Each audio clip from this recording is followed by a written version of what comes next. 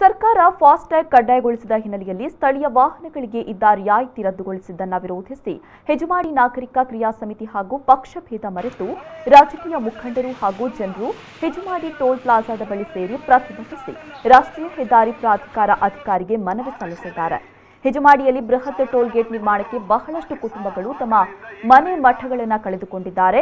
ಆರಂಭದ ದಿನದಲ್ಲಿ ಇದ್ದ ರಿಯಾಯಿತಿಯನ್ನ ಇದೀಗ ಫಾಸ್ಟ್ಯಾಗ್ ಹೆಸರಿನಲ್ಲಿ ರದ್ದುಗೊಳಿಸಲಾಗಿದೆ. ಇದು ಸರಿಯಾದ ಕ್ರಮವಲ್ಲ. ಇದನ್ನ ತಿದ್ದುಪಡಿಗೊಳಿಸಿ ಈ ಹಿಂದಿನಂತೆ ಸಂಪೂರ್ಣ ರಿಯಾಯಿತಿ ನೀಡುವುದು ಮಾತ್ರವಲ್ಲ, ಹೆದ್ದಾರಿಯ ಉಳಿದ ಕಾಮಗಾರಿಗಳನ್ನು ಪೂರ್ಣಗೊಳಿಸತಕ್ಕದ್ದು. ತಪ್ಪಿದಲ್ಲಿ ಇಂದು ನಡೆದಿರುವುದು ಸಾಂಕೇತಿಕ ಪ್ರತಿಭಟನೆ. ಪೊಲೀಸರ ಮನವಿಯ ಮೇರೆಗೆ ರಸ್ತೆ ತಡೆಯನ್ನೂ ನಡೆಸಿಲ್ಲ. ನಮ್ಮ ಬೇಡಿಕೆಯನ್ನ ಈಡೇರಿಸದಿದ್ದಲ್ಲಿ ಮುಂದಿನ ದಿನದಲ್ಲಿ ಸಾವಿರಾರು ಸಂಖ್ಯೆಯಲ್ಲಿ ಜನರನ್ನ ಸೇರಿಸಿ ಉಗ್ರ ಪ್ರತಿಭಟನೆಯನ್ನು ನಡೆಸಲಾಗುವುದು. ಅದರಿಂದ ಸಂಭವಿಸಬಹುದಾದ ಕಷ್ಟ ನಷ್ಟಗಳಿಗೆ ಹೆದ್ದಾರಿ ಇಲಾಖೆ ಹಾಗೂ ಗುತ್ತಿಗೆ ಕಂಪನಿ ನವಯುಗ ಕಾರಣೀಭೂತರಾಗಿ ಪ್ರತಿಭಟನಾಕಾರರು ಎಚ್ಚರಿಸಿದ್ದಾರೆ. ಆ ದೃಷ್ಟಿಯಲ್ಲಿ ಸಾವಿರಾರು ಮಂದಿ ಬಂದು ಆ ಕಡೆಯಿಂದ ಈ ಕಡೆಯಿಂದ ನಮಗೆ ಕಾಪುನವರಿಗೆ, ಕಾಪು ತಾಲೂಕಿನವರಿಗೆ ಇದು ಒಂದು ಟೋಲ್ ಗೇಟ್ ಮಾತ್ರ.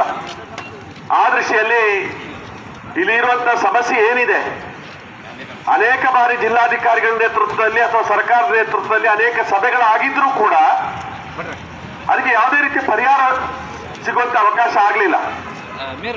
ಆ ದೃಷ್ಟಿಯಲ್ಲಿ ಇವತ್ತು ಈ ಪ್ರತಿಭಟನಾ ಕಾರ್ಯಕ್ರಮವನ್ನು ಸಾಂಕೇತಿಕವಾಗಿ ಇಟ್ಕೊಂಡಿದ್ದಾರೆ.